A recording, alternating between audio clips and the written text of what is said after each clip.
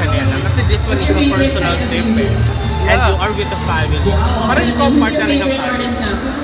Yeah, like I said, I'm just really happy that Tita Janelle was so nice enough to invite me. I'm happy kasi yun nga, like what you said also, first time out to the country with Janela and her family na hindi part of work. What did you enjoy the most during the trip? Yes. I enjoy it. Of course, yung company talaga nila.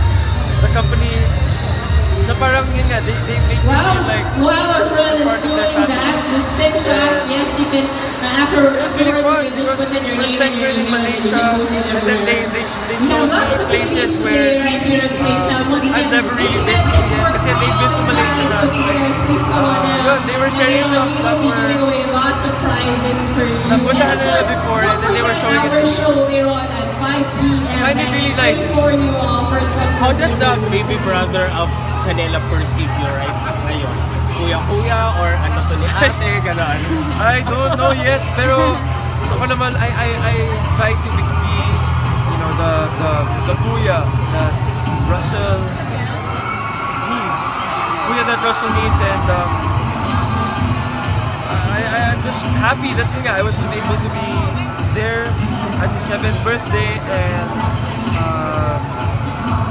he's growing up to be, you know, very animated kid, but I love Russell.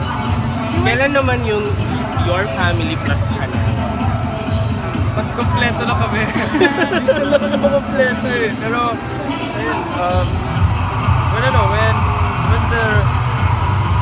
the time is right. And last na lang is, may napag-usapan nyo rin ba yung mga future travels?